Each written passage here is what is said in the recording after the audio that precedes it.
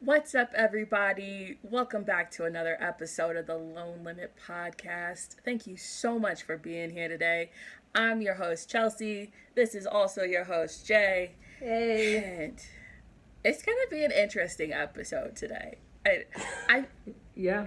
I want to be honest with you and our viewers, our listeners, whatever way you consume it. Our peoples. You know, our squad. If you want to come up with a name for y'all selves, let us know in the comments. Oh, that's a good assignment. You know, but I feel like I need to be honest with you guys, and today's book kind of triggered some of that. So, Jay, I need you to strap in. You know, seatbelt, safety harness, strap o' death, as Dane Cook would call it. I didn't make that up, all right? These are a lot of safety measures. Now I'm nervous. You know, I feel like I've been living a lie, and today's the day to really open up and be truthful. Okay. But before we get into that part of today's episode, why would you punk me like that?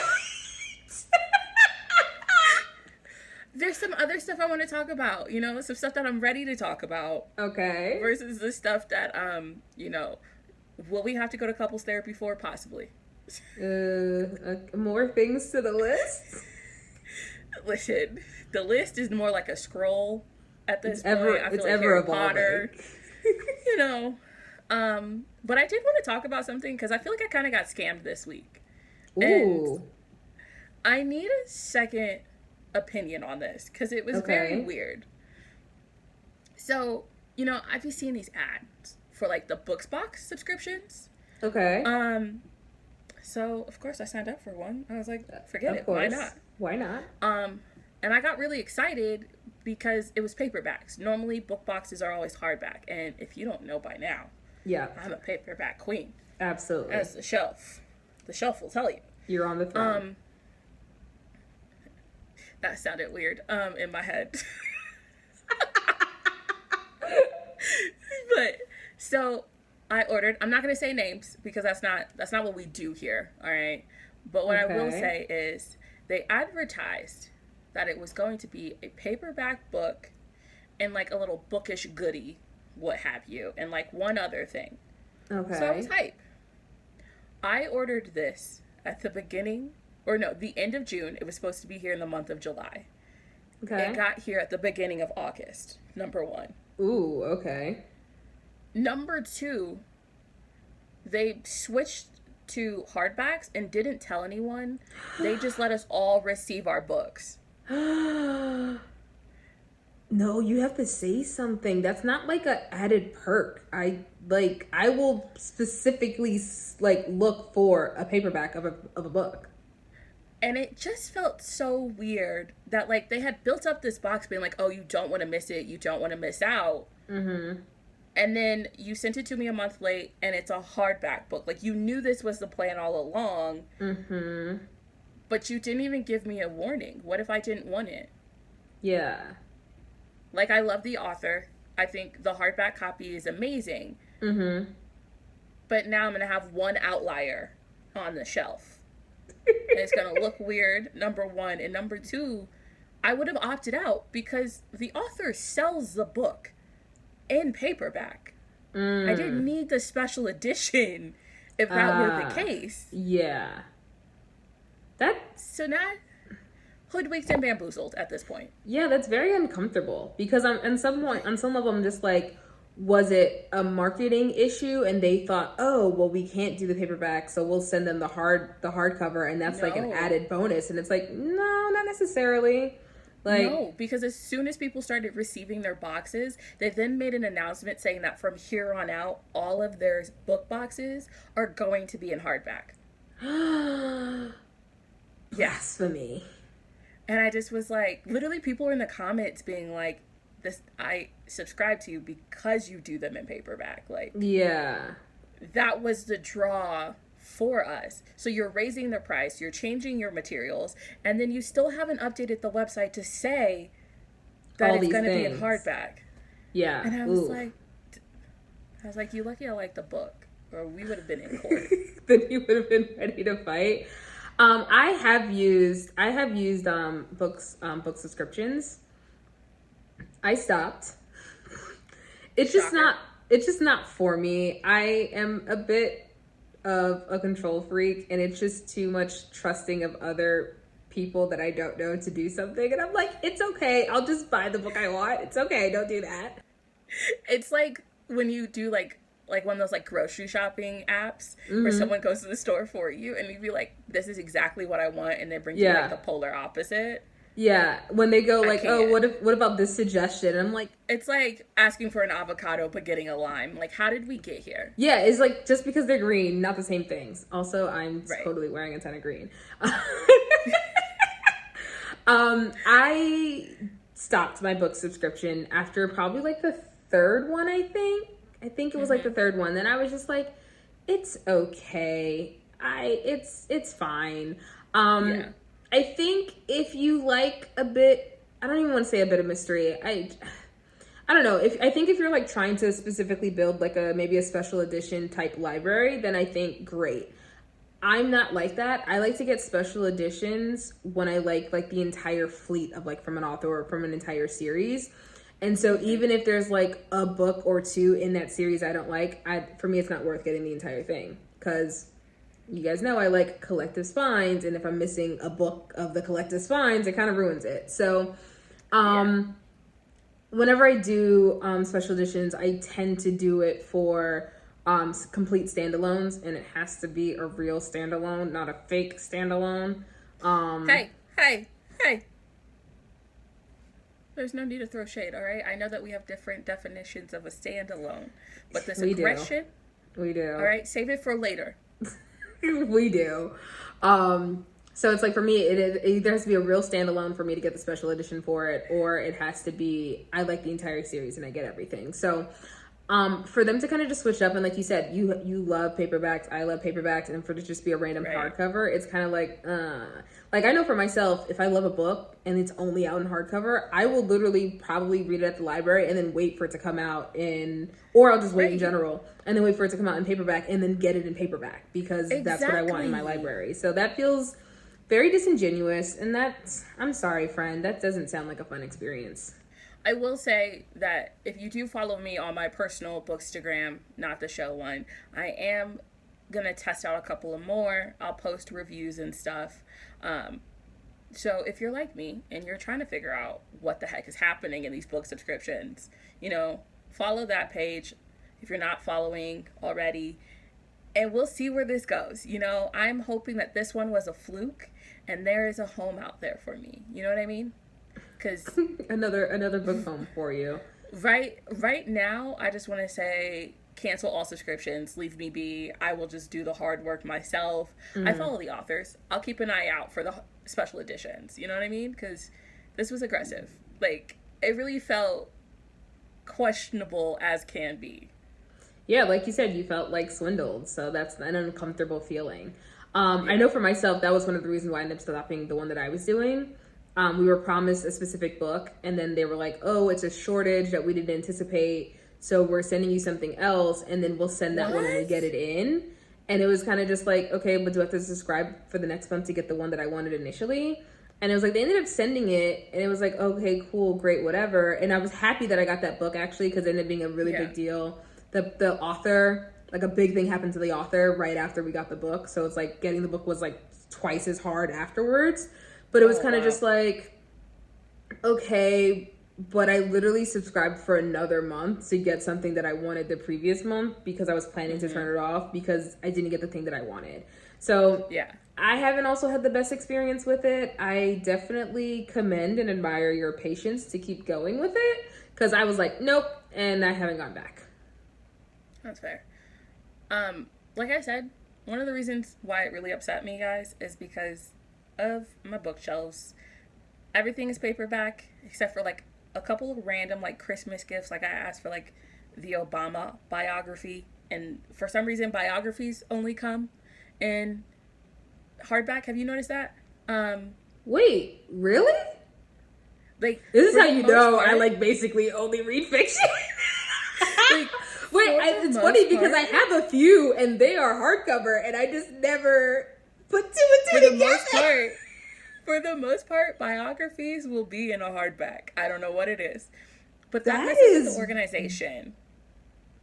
Wow. You learn something new every day. I did not know that. I did not. Yeah, I was in the bookstore. Do they think it's like more serious and they're just like, it needs to be tougher? It needs to be a tougher book. Scholarly types like hardbacks. I don't know. That is so weird. That's how you know. I don't even know who nonfiction is. And what's crazy is I actually have a few. I do have a few.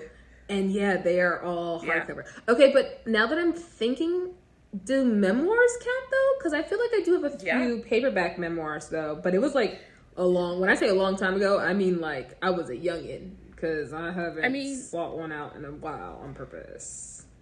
There's always going to be an exception to the rule. So I'm not saying 100%. But majority of them will be in hardback, I noticed. Which messes with the organization of my bookshelves. And as someone whose eye already twitches when they see all those like rainbow organizations to their shelves, that really makes my blood boil. Like just now that I'm thinking about it, I'm also thinking like the biographies also tend to be like taller. Because I definitely remember like they messed up my height organization.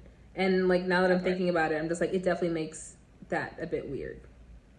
So how do you organize your shelves? Because I'm really intrigued by what's happening behind you over there.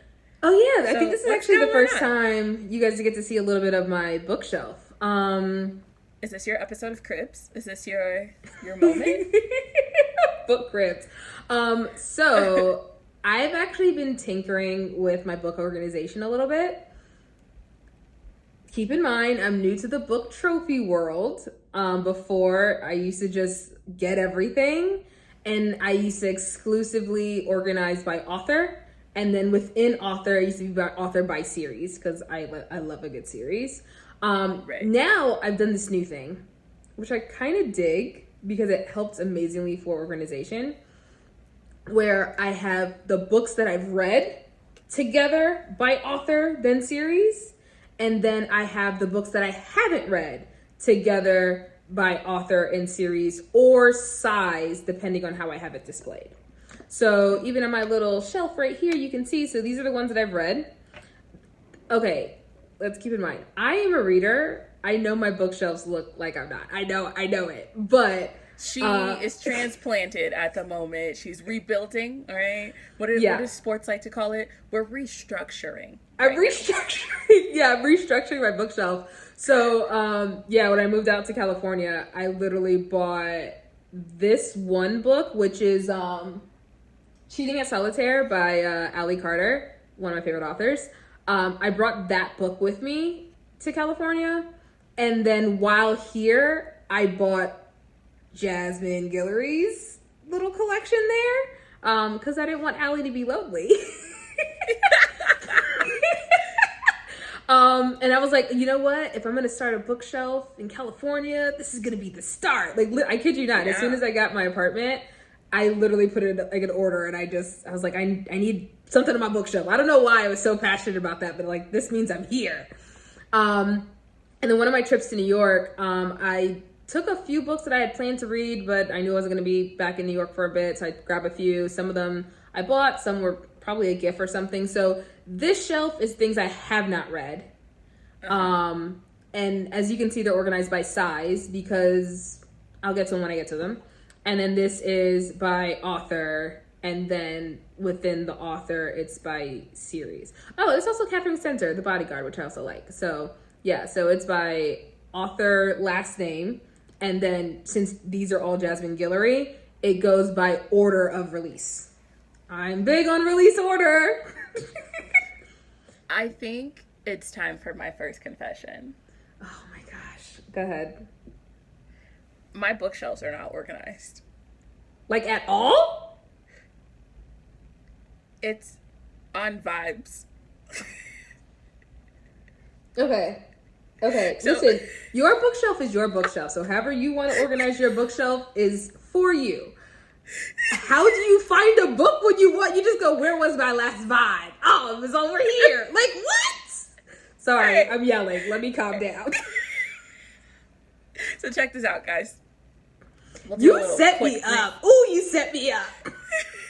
I'm telling you this now so that they can help me, because you will send a mercenary after me. So check this out. This top shelf, special editions, right? And then also all the books that I have read recently but haven't stamped with my like personal library stamp go up here. I usually do that 10 at a time. So for those you who do are them really 10 sneaky, books at a time? Yeah.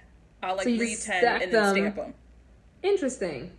Huh. Okay. And then this shelf is all like the books that I read, and I was like, yo, that's like a 5-star vibe. Loved it. Killed it. Ding dong. I can't ask for anything else. And then there's another shelf that you can't see behind me that is everything that I read, and I was like, it was cool though. Okay, so I have a question. So you actually do have an organization. It's not just willy-nilly. On your 5-star vibe shelf, are they organized in any way other than them just being 5 stars? Vibes. I'm working so hard. I'm working so hard not to judge. Like you don't understand. I'm like gripping my thighs right now. If these are magically in alphabetical order, Dobby the house elf came and did it. That's all I'm saying. I love how it's like you've been reading Harry Potter recently.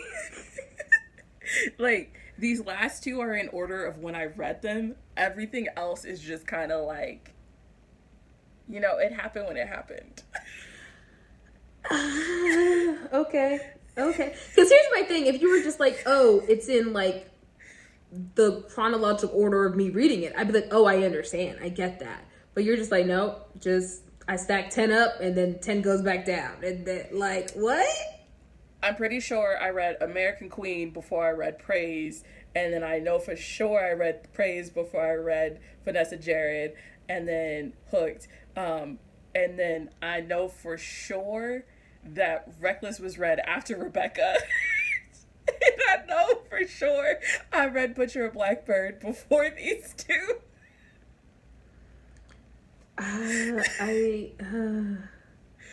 You know what? I'm going to say something that I've said to you before. I love your bookshelf for you. It's for you. When you're in a relationship and your girlfriend goes, if that's what you want to do, that's what you want to do. Mm-hmm. Go ahead. And the boyfriend always goes, yeah, I got permission. And all his friends are like, bro, you did not get permission. You did not get permission. That was not a go. This is what's happening right now. Is Jay is just going, yeah, it's cool. It's fine. It's not fine. It's not fine. I kid you not. I'm like gripping my thighs right now. I'm like twitching. I am flabbergasted because I'm also just like, how have I known you this long and not know that you did this? Like, I knew you were like, oh my God, when I talk about my book organization, but I just like assumed you had a system. To hear that you don't is like a conundrum in my mind. You know what? You're right. That's disrespectful. You do have a system. It's like, yo, I love these, and if somebody asked for a recommendation, I would give these to you. And then there's that shelf where it's like, maybe I read it, but I wouldn't continue the series. You know what I mean? Oh, okay. Listen, I'm like I said, I'm actively trying very, very hard not to judge. And if I'm being honest, in New York, where my full book library is, I did do some tinkering. I did some tinkering with it, and I eventually ended up having a favorite bookshelf, like a favorites bookshelf. And then I kind of had like a to be read now bookshelf. Keep in mind, and this is why I've now switched to the book trophy model of books, because I had just run out of bookshelves. And so I was like, I can't keep living like this. I have to make a change. Oh, I have books piled up in the windowsill right now. Like, oh, I know. But especially, like, it wasn't even like, oh, coming to California where I was like, I have to make a change. It was like in general, because I ran out of bookshelves. Like, I often would buy a whole bookcase because I need books. And I literally have, my basement in New York has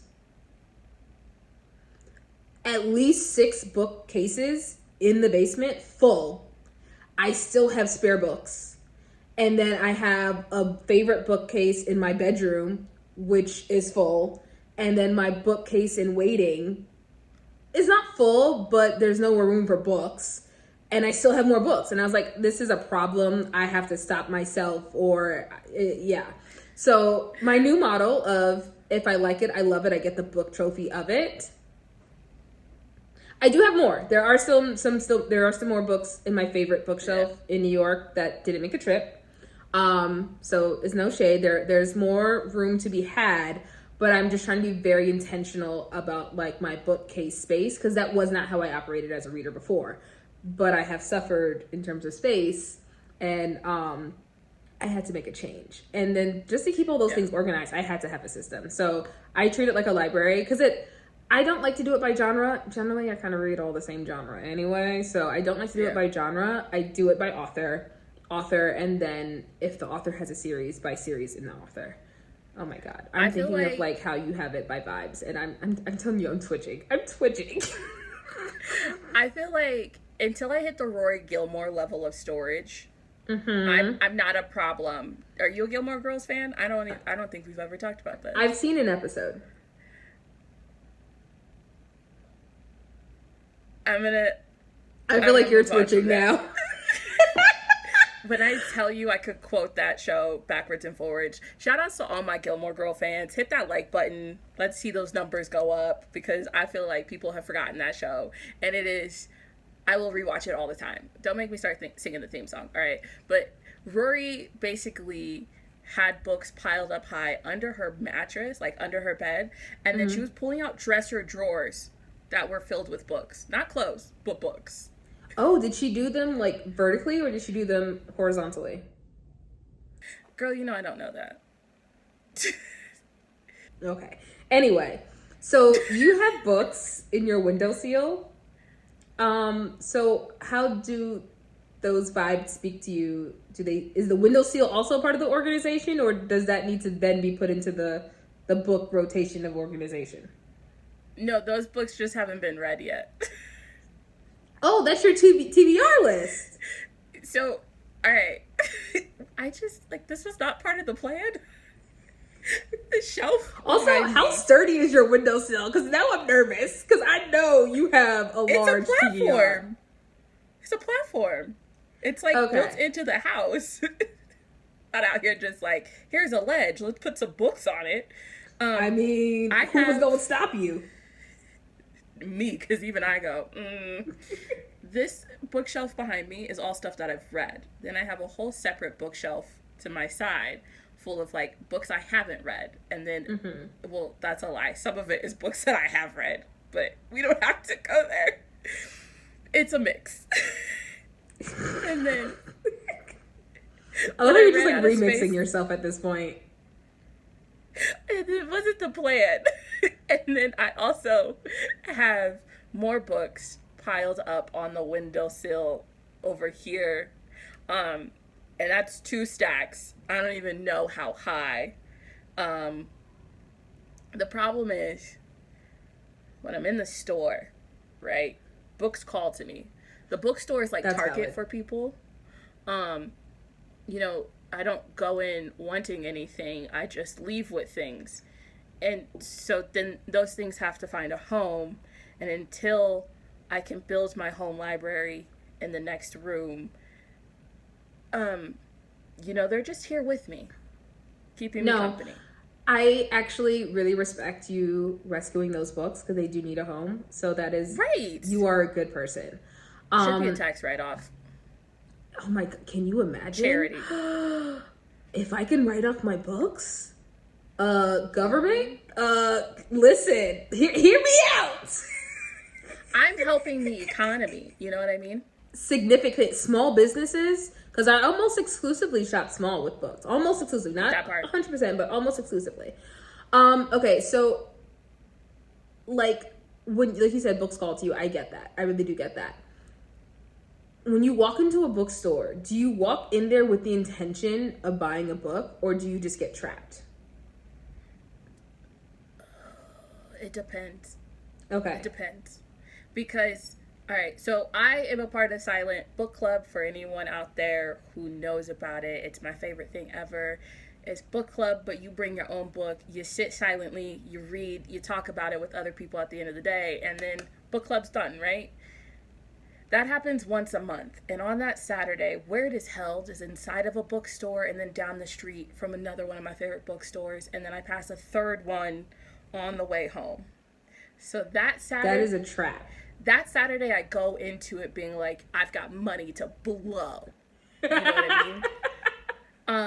I'm like, listen, I'm about to be a book sugar daddy. It's coming home with me. And if I don't leave with a book, I feel lost. So yeah.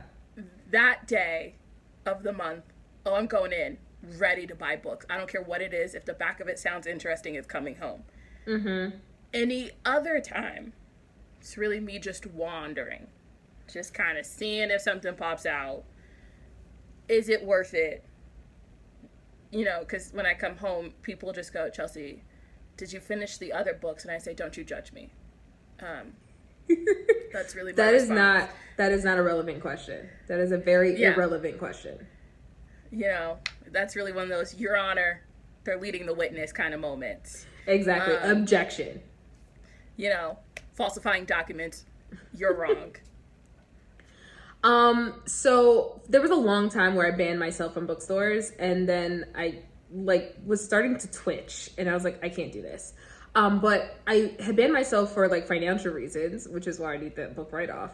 And I was just like, I can't do it. I can't, because I would walk into a bookstore and just oh, this is beautiful. It's a small business. Absolutely. I want to support. It's indie. And then I would drop triple digits. So I had to stop. Yeah. I had to stop. So now my rule is I'm not allowed to buy myself a book in a bookstore, but I can buy other people books in a bookstore. That's my little loophole. And because I take book recommendations very seriously, I actually give a lot more care with buying a book when it's for another person. And so I've kind of found that I kind of get to scratch the book buying itch. I still get to support, but I'm not wrecking my book storage. And I still get to feel the high of buying a book. If I do buy a book for another person, I am allowed to buy myself one. So it helps.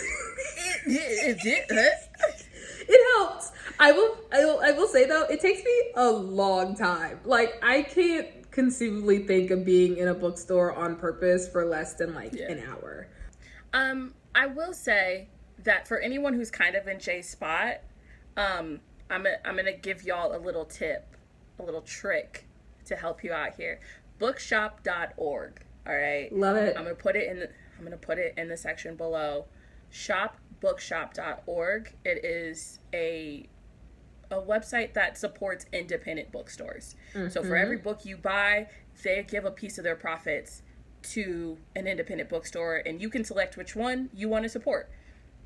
They do sell them at a discount sometimes, so you can save yourself some money, still do right in the world, and help the economy. So yes, I support this. They are amazing. Libraries. They are amazing. I will say though, be careful with the books that you buy, okay? Because on my third shelf of vibes, there are some books that I have read, and I go, that was cool, but I definitely wouldn't have read the rest of the series. So now I just got one book out of a 5-book series. So really think and I feel about knowing purchases. you, it's not even the first book in the series. You know, Jay, I don't think our friendship can handle more honesty right now. We need selective honesty. To be honest, today's book was book number 1 in the series. But before we read it, I had already read book number 4 in the series.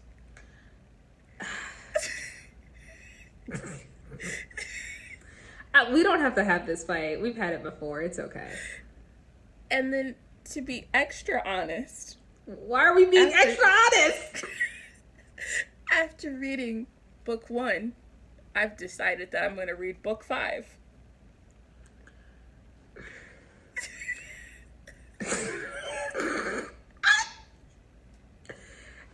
Explain this to me. Okay, explain this to me. You started with 4. You read 1, and you go, yeah, 5. How? How? Okay, so hear me out, right? I don't want to hear anymore. I read book 4 because this is one of those ones where they say it's a standalone that's interconnected, right? Okay, you know how I feel. Okay, if it's a standalone that's interconnected, I have less of a problem with it. Even though I don't believe it, I have less of a problem with it. So now I am significantly less mad. Continue. So besides like 2 scenes out of the entire book, it truly is a standalone. And those 2 scenes are not something that would destroy the plot of a book.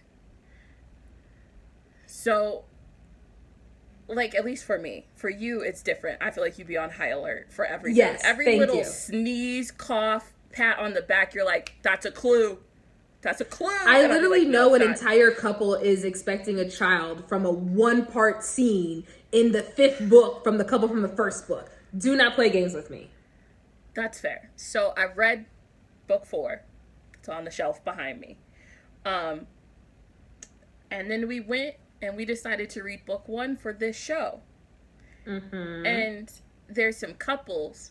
Well, there's some characters that are mentioned in book 1. And so I did some research and found out that they become a couple in book 5. And wait, the trope is fake dating. Will you tell me who they are or no?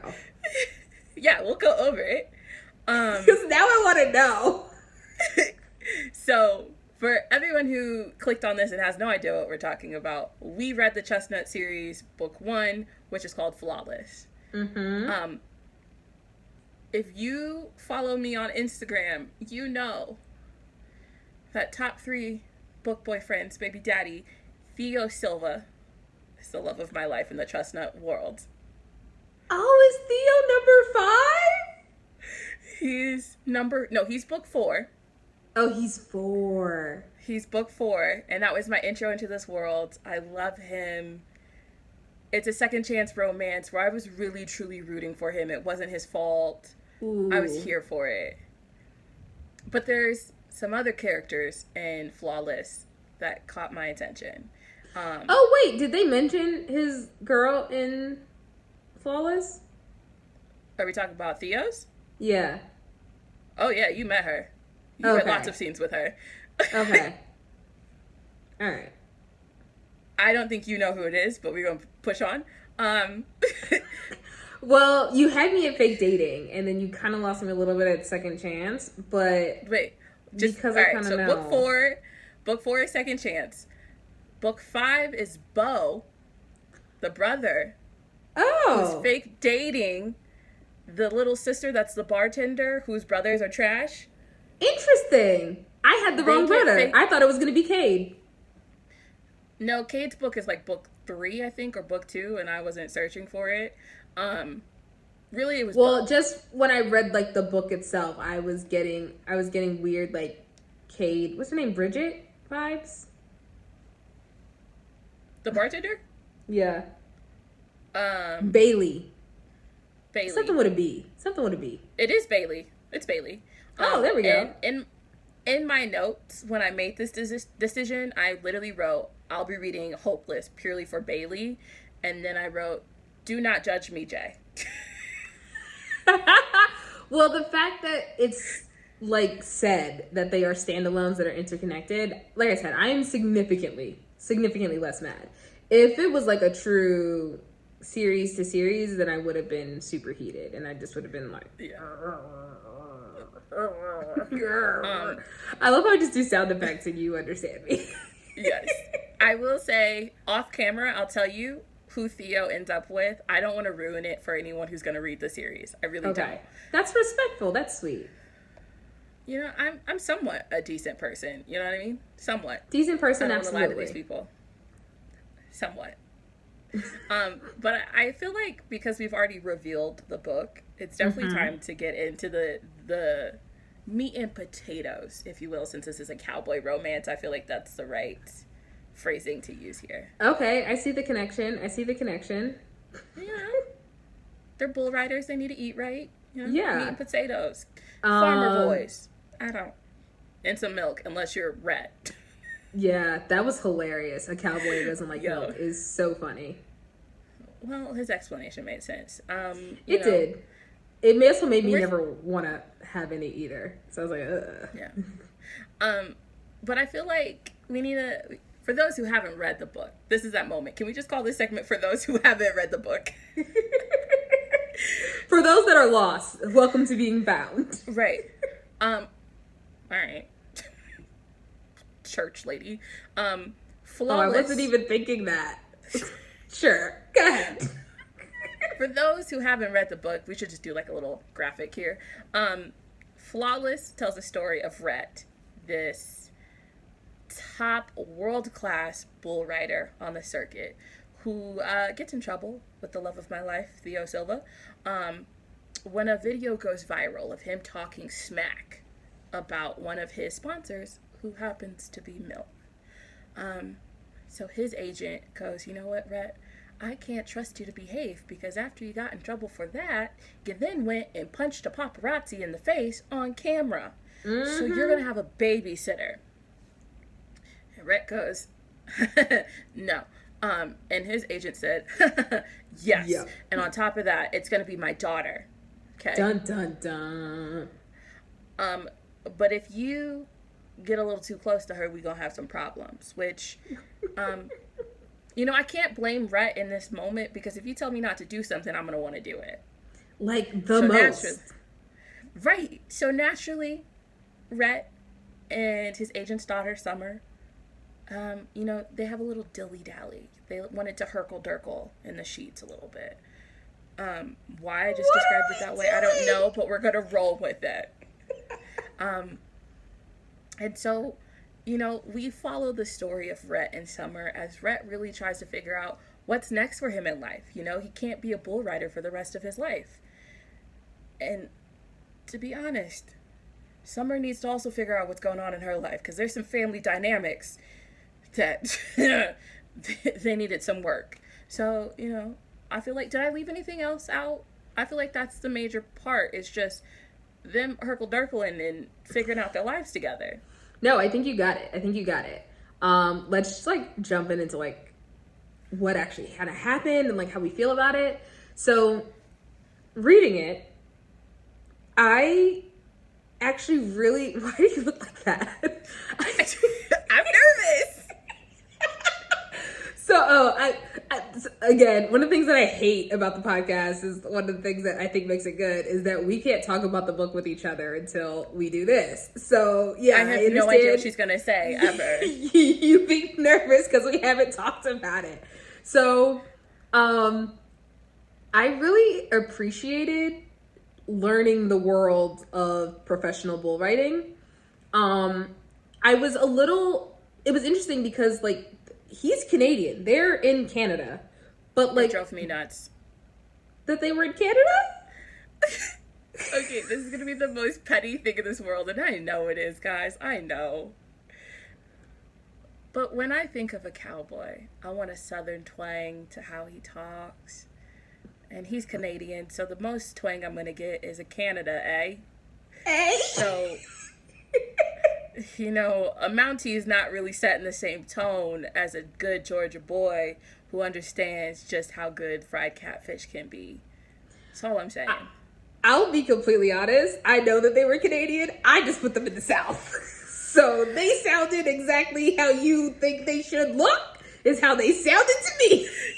I honestly did that for 3 chapters, and then finally I had to check myself and be like, Chelsea, that's not how Rhett sounds. I know that's how you want him to sound. I was like, you're a bull rider. You sound like this in my head. Stereotype is stereotype. You can't tell me how to read a book. So, reading this book though. What? No, go ahead. I was just gonna say, Rhett's character. I literally made a note that says, Rhett makes me want to just give him a hug. Yes, he needs to be loved. In all seriousness. Yeah. And we'll get into the family dynamic because I think that that's a part of it too. So, for me while reading, They're Canadian. The world of bull riding. I've actually seen bull riding like at times. Like it's been on. I'll watch it. I like to watch sports, so sometimes when there's new different ones, I'll be like, oh, what's this? You know? The danger of the sport doesn't appeal to me, which is why I can't like lock in. I'm not like a big fan of it. Yeah, I know. But shocker. I know. Basketball games stress you out. Anyway, so I actually really appreciated like learning this like bull riding world. Like all the like the safety precautions, all the rules, all like I actually really appreciated that. I thought that was cool. Like for me, that's kind of my favorite thing about reading is that, you know, you kind of get to explore and those type of things. So I really appreciated that. It was interesting because like the book, like the relationship portion of it, I felt like it was literally like on the dot, 50% an extreme slow burn, like extreme. I know you think that percentage is higher, but literally, I hate slow burn with a passion. I love some good anticipation. I'll take it. You know, some stolen moments in the hall, really working towards it. Are they, aren't they? Mm-hmm. But when I tell you this was a slow burn, I don't even think there was a sizzle until there was a spark. Like, it was very much like, oh, he's cute, moving on. Here's a whole bunch of other stuff. And I just went, Can I get a little something? Here's the thing that's wild to me is that it like we literally didn't even get a kiss until 50% of the book, right? But the first kiss was fake. Like, what are y'all doing?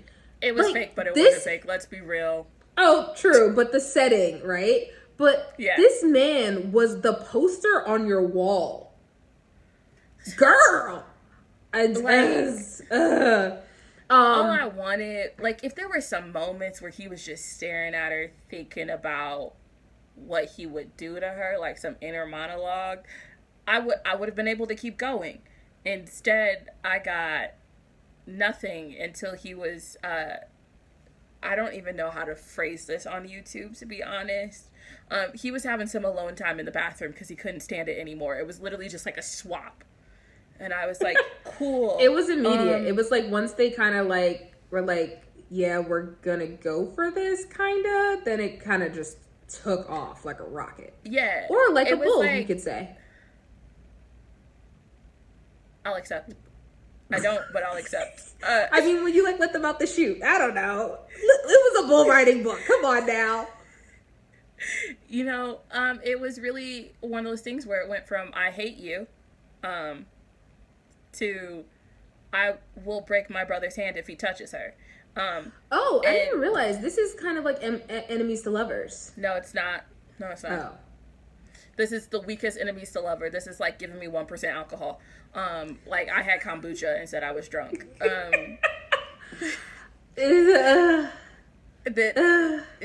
It was more like frenemies, indifference to lovers. Okay, I get it. Because it wasn't like she hated him. She just was annoyed by him. Annoyed, yeah. But to bring it back to his like family and him just needing a hug, I actually really liked his family. So you had Harvey, who was his dad, and then you had Cade and Bo, his brothers. He has a little sister, Violet. Cade can catch these hands. Okay. Sorry. Wait, why? It came out so aggressive, and I really just... Here's the thing. The catch these hands is really surface. Because I understand that Cade overall loves his brother. Okay. And I understand that Cade now has his own son to take care of. But at the end of the day, that's your brother. If my brother was robbing banks, would I smack him in the back of his head and tell him, what the hell are you doing? Yes. But would I also say, you know, if this is what you want to do, I'll support you. Just know that I'm not hiding a fugitive in my house. I support you. I love you. Just don't come knocking on my door. Instead, Cade would literally plant these seeds of doubt in Rhett's head, and then Rhett would go have to sit on a bull. Yeah. Like, I did not like that.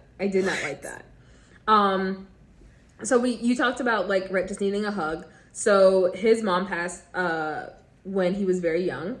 So you had Cade, his brother, his other brother, Bo, Rhett, and then they have a little sister, Violet. So I believe the mom passed while giving birth to the youngest sister, I believe.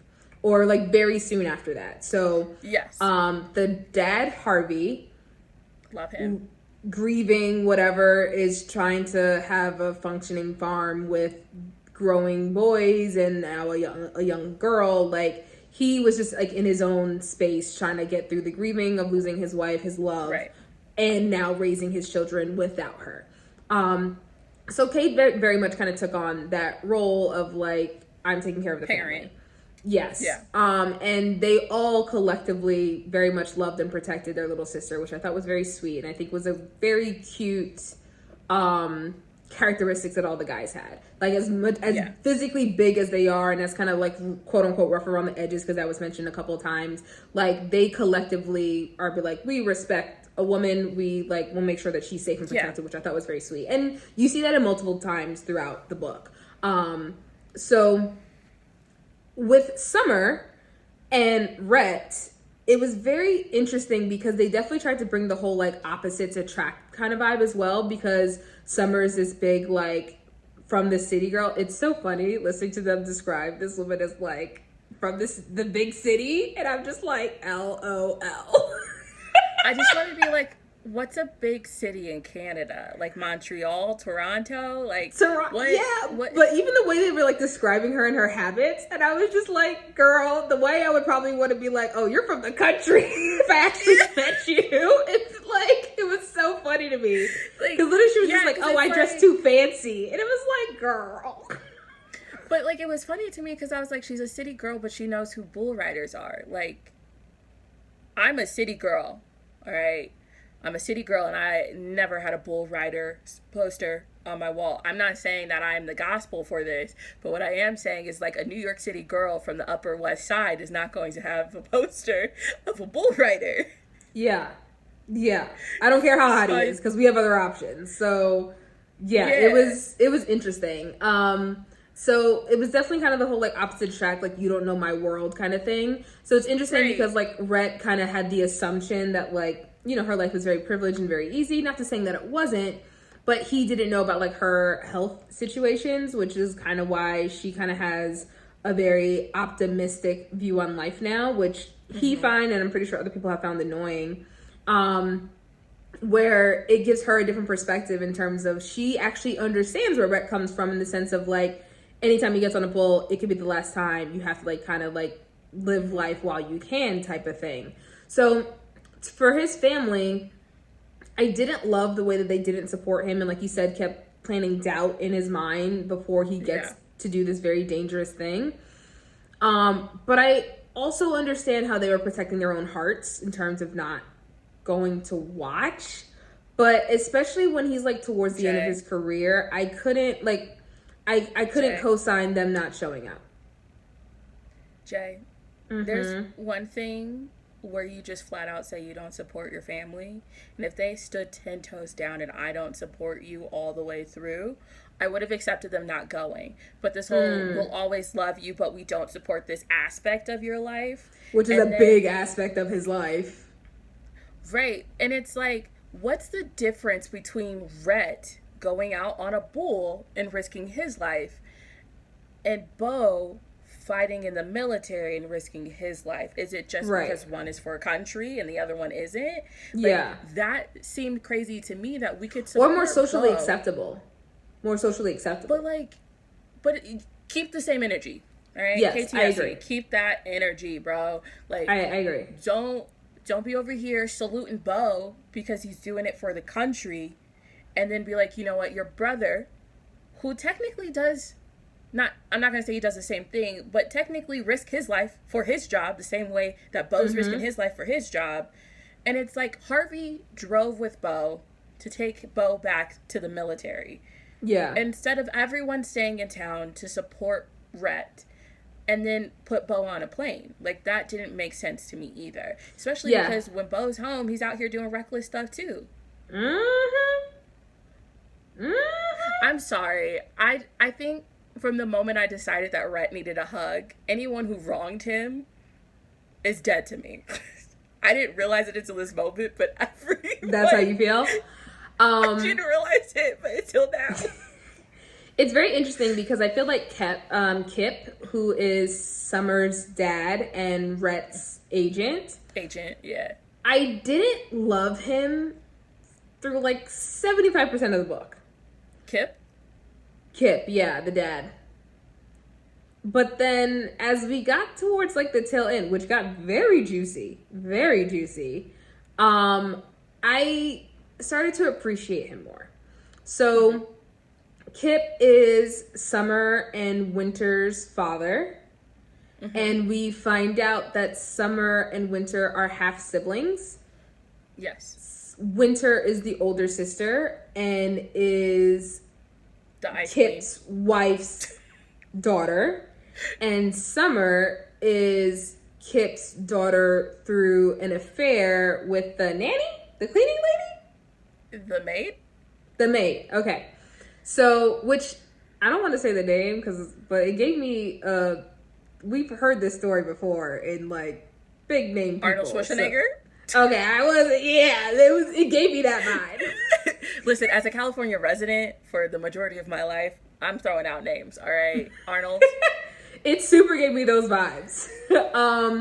And so Summer has kind of always walked through life with like a feeling of like, I need to earn my keep a little bit, which I didn't love for her. Like, I understand where she came from mentally in that regard, but I didn't love it that she kept that with her. And then especially when she ended up having her health issues, like she was just like, oh my God, like I'm like I'm just such like a burden to my family. And then her stepmother, Kip's current wife and her sister's mom, absolutely made her feel that way. So it's like, as a girl, she has these thoughts, and then you have this adult in your life that is like enforcing them. So I was very proud of Summer, I'm very proud of Summer, the woman that she's become.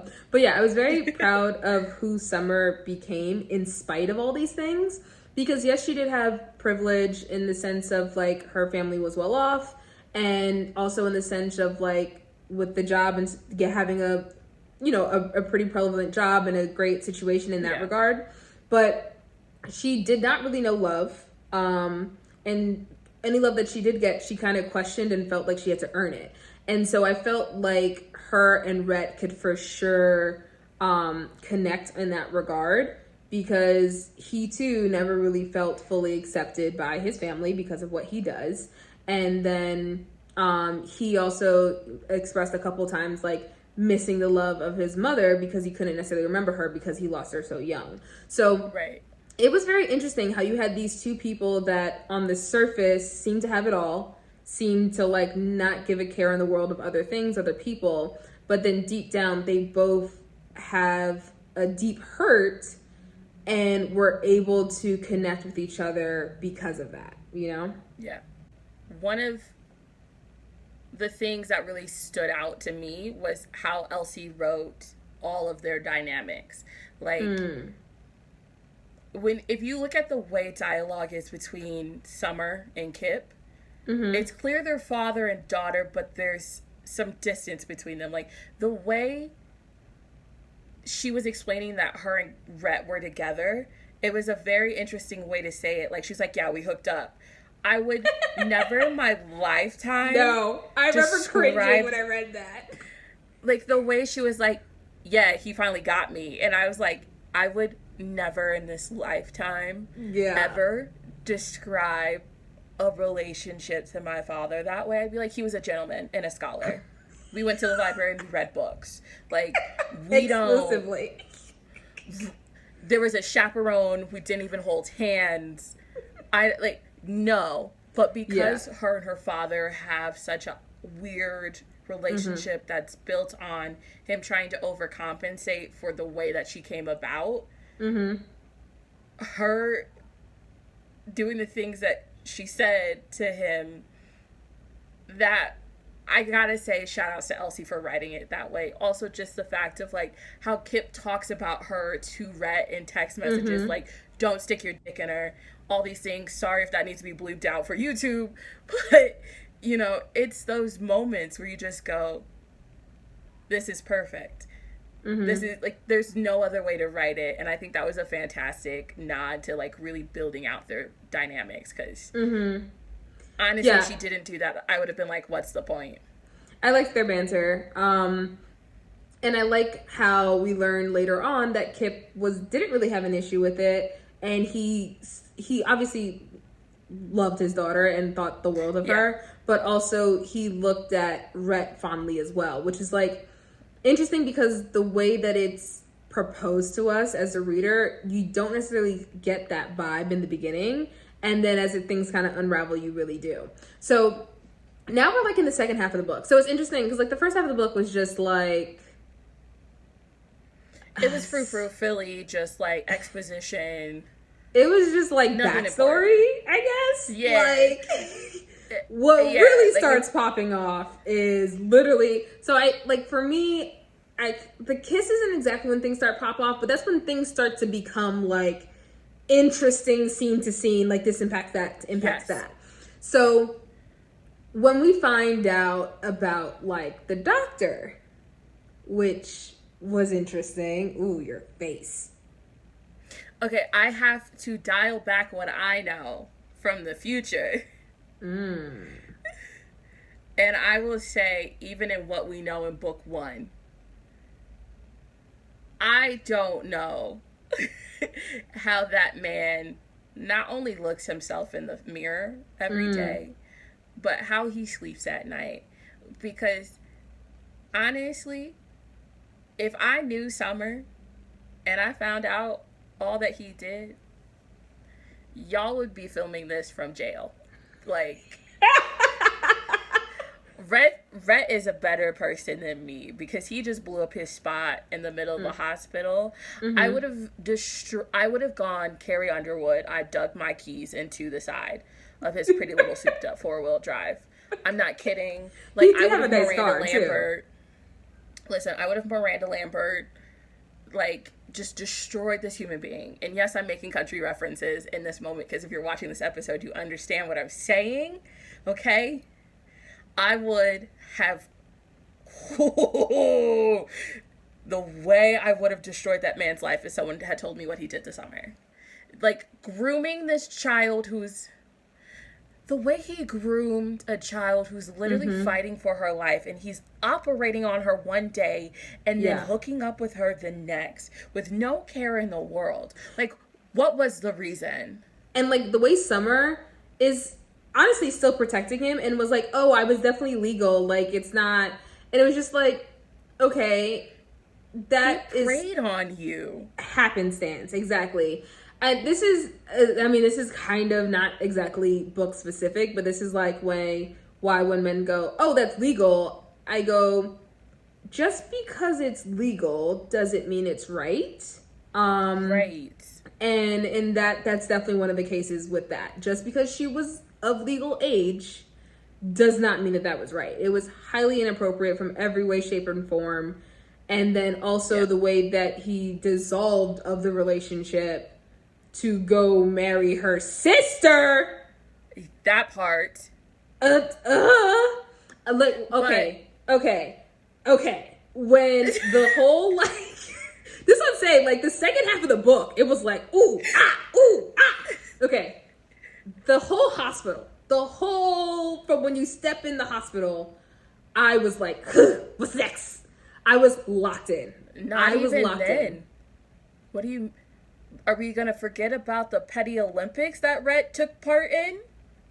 Did that happen before? Oh, it did happen before. Go ahead. Y'all, Rhett making Summer answer this phone call from the doctor while he, had a little snack. Had a little snack called Summer. Petty Olympics.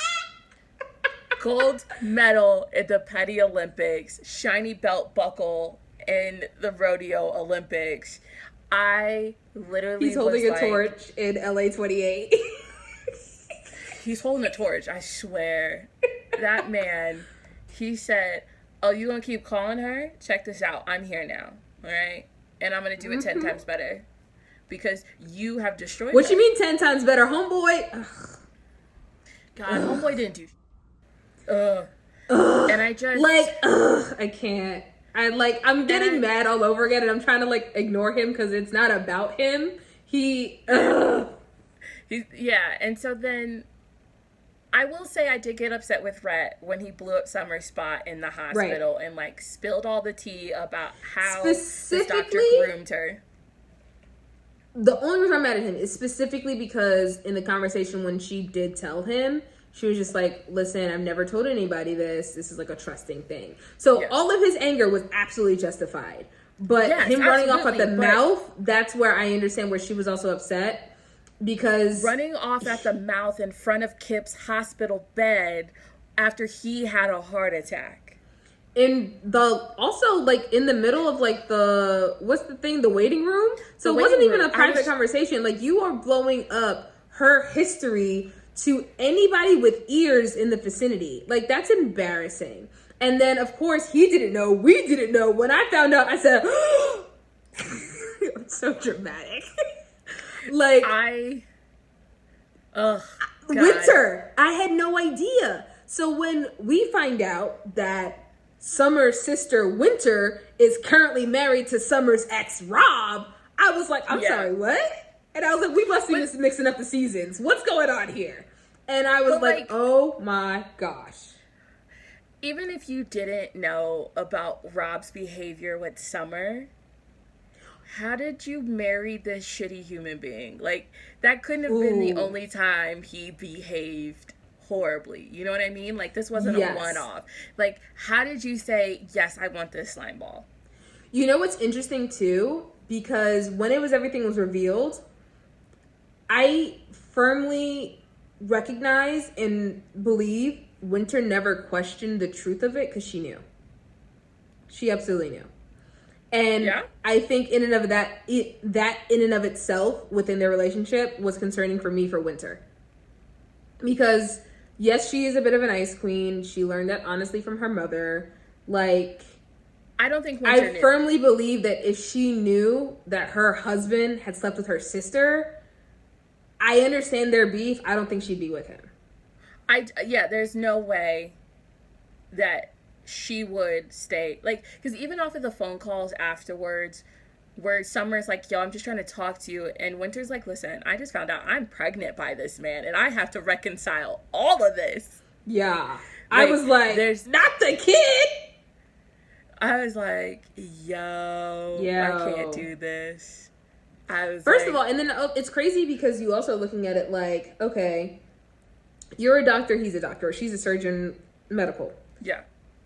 You going on maternity leave, like, you are not going to be having the support that you thought you were going to have. And then when you go back to work, it's also a level of embarrassment because you guys work together.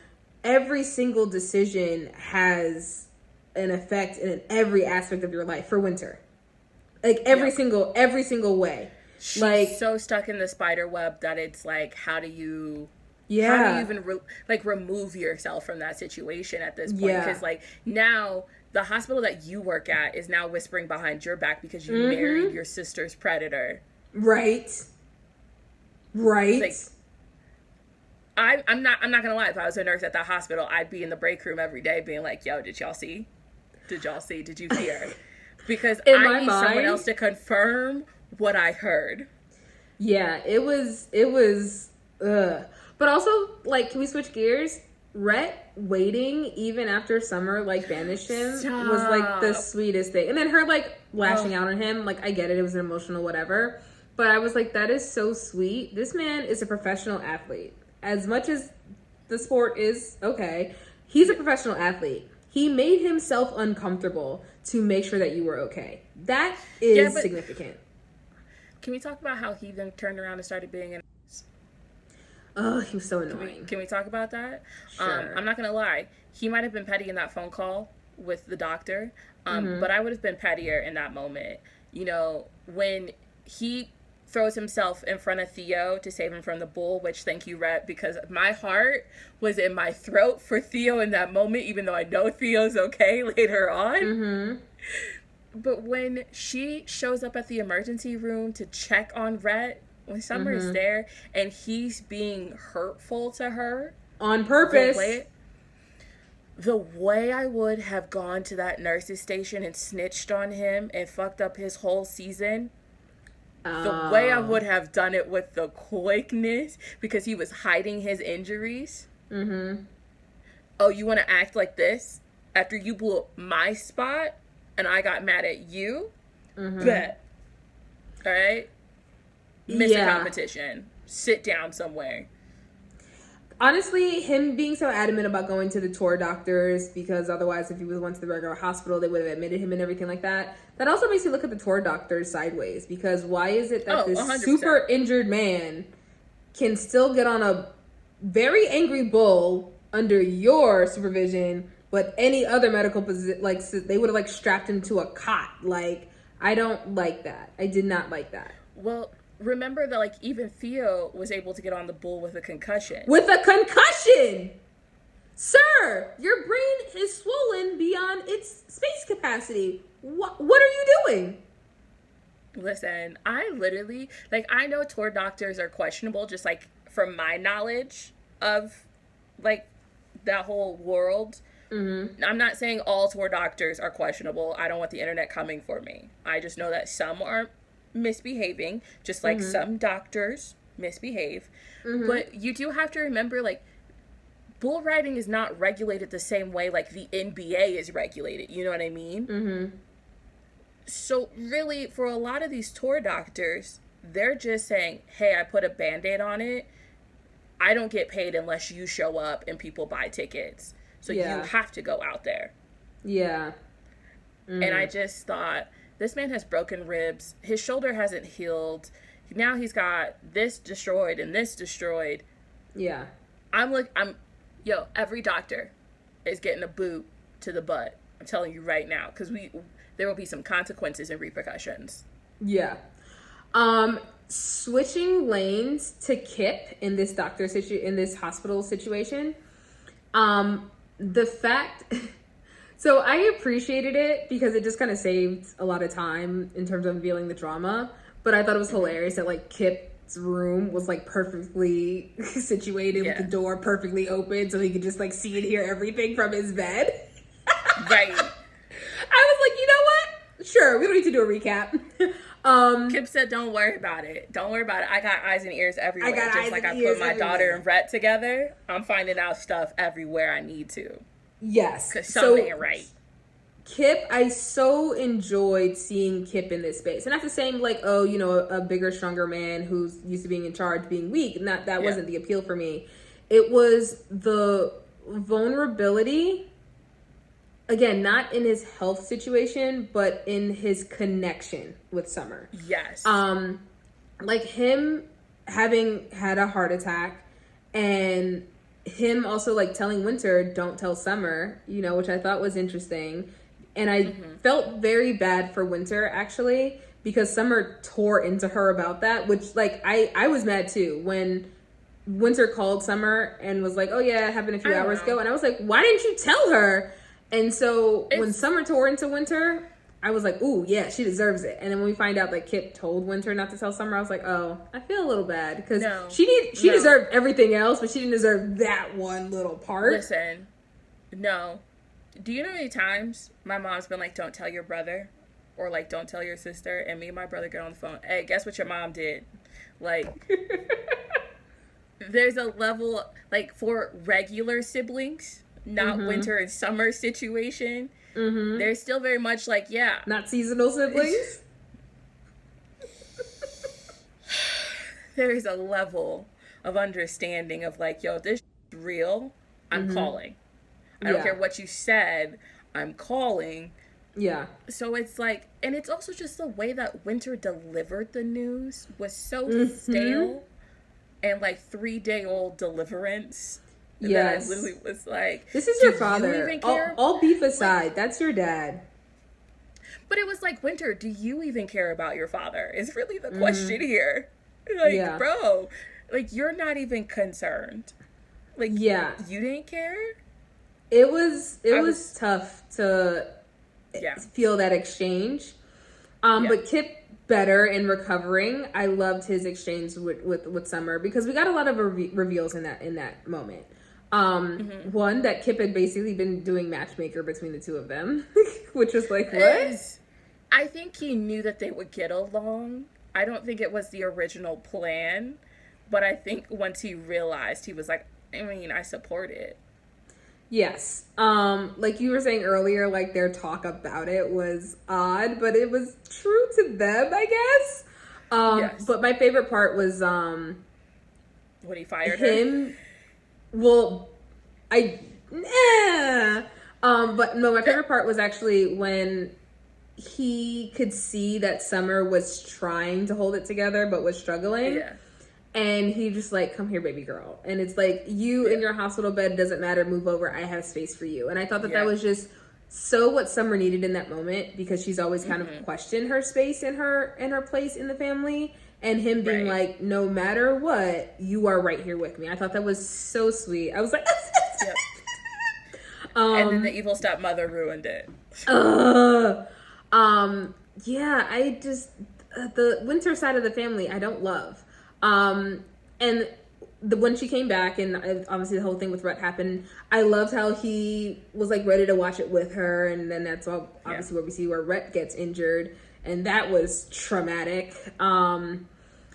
It was a lot happening. I will say this, the whole like forced proximity, one bed thing, logistically, I like the way that it was done.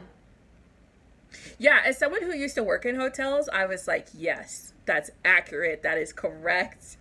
I support this. Absolutely. Yeah, it made sense as to why. Like, I was like, oh, I have no problems with how this is unfolding logistically. Because you know me, I'd be like, logistics. So I had no issue with how it was unfolding logistically. And I thought it was very caring on both parts, because she was willing to like just be cold, to not, obviously, whatever, but to like not disturb the professional athlete who's on tour doing his sport. And then he was like, absolutely not, this is not livable conditions, like I don't care, get your stuff, let's go. Right. And then also, can we talk about, this is kind of going a little bit backwards, but her passion for doing like not physical therapy, but like physical training, and basically like literally creating an entire torture, like health plan workout situation to help heal him. I was like, that is actually so sweet. Right? Like she was like, oh, like hypothetically, what would hurt? And then her like reading up on these things and stuff. I was like, that's actually so sweet and telling, because it's going above and beyond. Like, listen, homegirl wasn't clocking in. She wasn't doing this for her job. Like, I know that was like a cover, a part through the book, whatever. She wasn't just like clocking in. Like, Geronimo would have never done any of that. So her doing. What is that man's real name? Is it Jeff? Is it Gregory? Is it George? I think it's George. Gregory feels right. If anyone remembers the intern's name. But like, he definitely wouldn't have been like rubbing Vicks on his, you know what I mean? So I appreciate how she was just like, I appreciated that she was just like, you need help, you're not gonna get it, let's see how much I can patch you up so you're at least in less pain and not putting yourself in extreme danger as you do this. Like, I super respected that. And she also kept her reserves about it in her own mind, because saying it out loud, she was aware of it because he had also mentioned it, like, you putting those doubts on him will absolutely impact the way he rides, and that makes it dangerous. What did you think about the way that Elsie wrapped it up? Because for me personally, I thought it was a great callback to the beginning of the book. And so I'm really curious what you had to say about it. I liked the way it wrapped up, but what do you mean by callback to the beginning? Like, what beginning part? So, the very first ride that we take with Rhett, he talks about how that's where he feels the most at home. His brain shuts down. And the minute he feels fear, that's when he knows it's time to hang it all up. Mm-hmm. And the minute he feels fear is when Summer is no longer there in the stands. And he realizes that the most important thing to him is Summer, and he'll never risk it for a ride on a bull. I loved his retirement. I don't think I could love his retirement more. Like, oh, here's the thing. I mean, I am a sports fan. So the level of dramatics that this, oh my, you don't understand. I was like, oh my God. And then so yes, it's like the way he processed his safety first and was just like, it doesn't feel right. Like the fact that he got off, I was so happy because I was scared he was going to do it just to go through the motions. I love the fact that he was like, it doesn't feel right. I did too, but I was very okay with him not doing the ride as soon as Theo beat out Emmett. Because Theo was fair. He would have only beaten Theo. With him not riding, Theo then wins, which is his little protege. So I was like, I'm happy with this get off. So when he like heard her in the corner and was like tunnel vision, oh my girl, I was like, get off that bull. I loved how he was like, some jack off is over here whistling like my girl, and then he was like, wait a minute, that's my girl. That's my girl. I know that whistle. That's my purse. For me, that was like so dramatic. I can like see it playing out in my mind. In my mind, there was like a little spotlight that followed. The fact that she didn't realize that he was like beside her, that part I didn't super believe because I was like, your proximity like senses would have been tingling.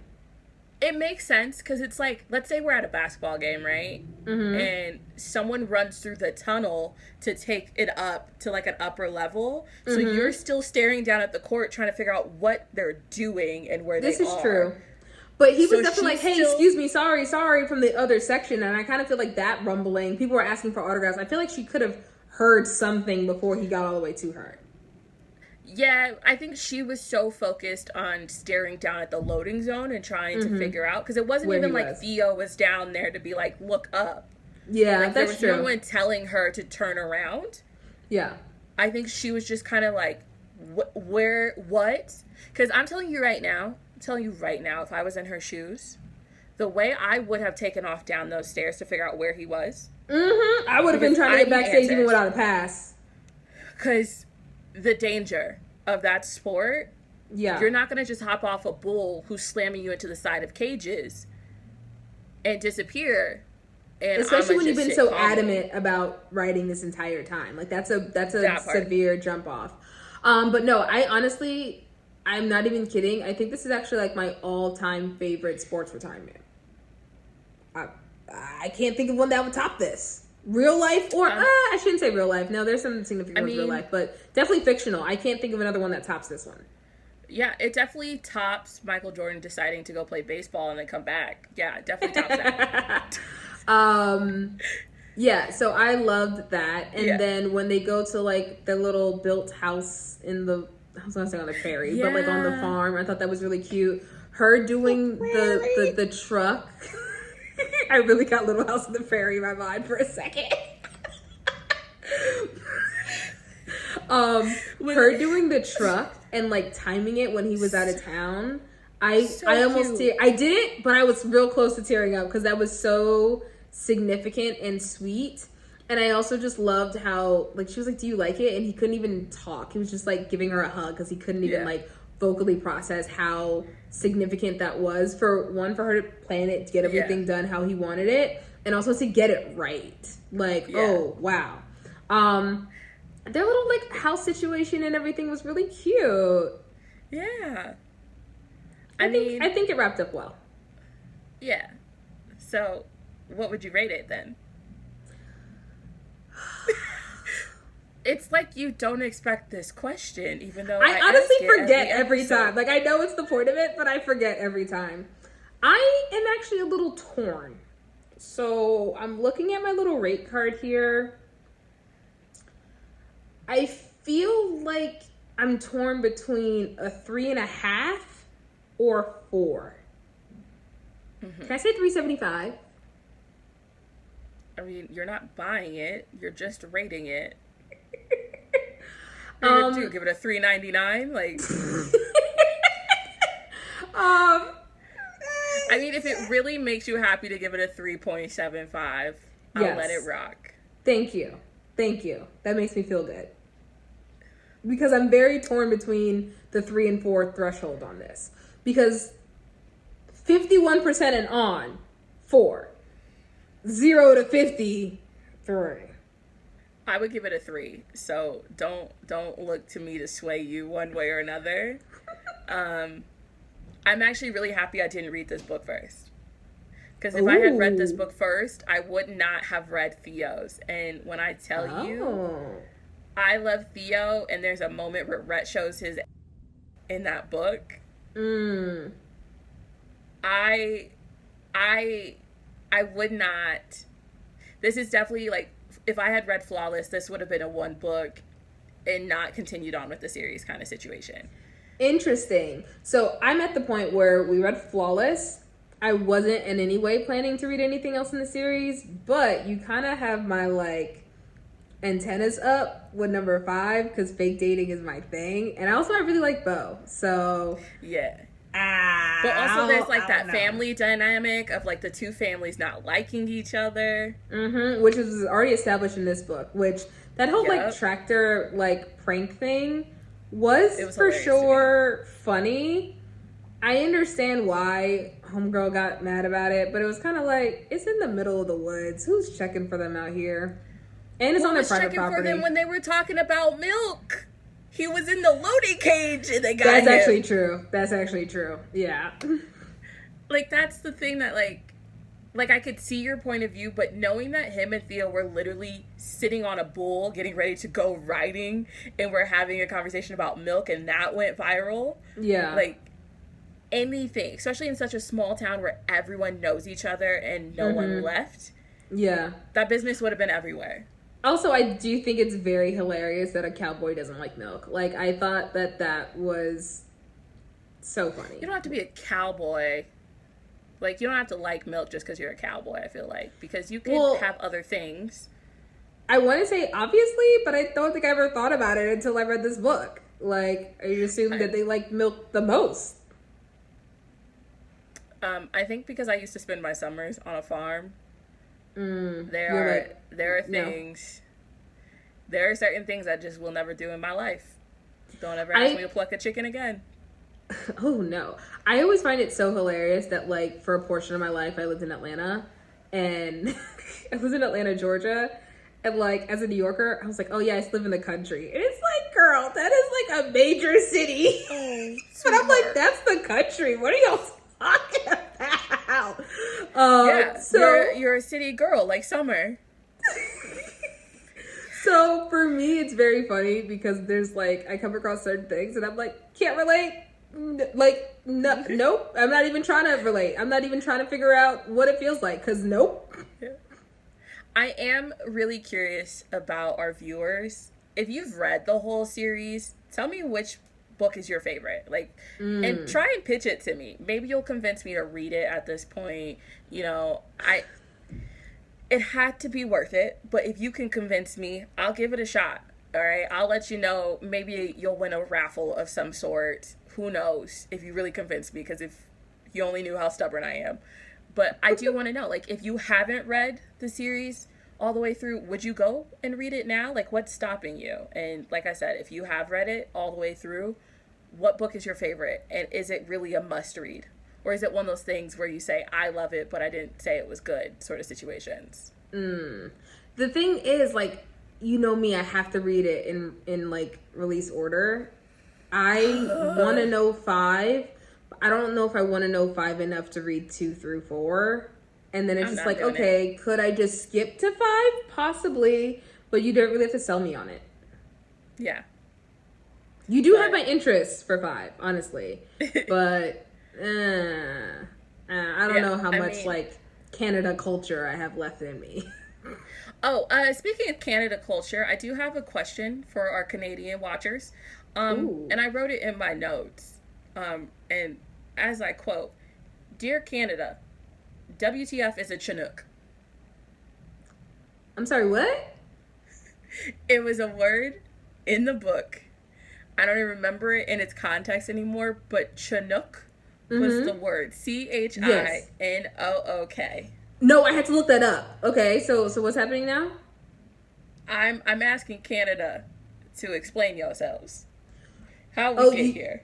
You know what I also had to look up? No joke. And I was just like, I tried to figure it out contextually, and I had to Google it. Blowing a raspberry. So the first time I came across it, I was like, why You've never are heard you that phrase before? No. Is that a common phrase? Yes. I literally just did it. When you go...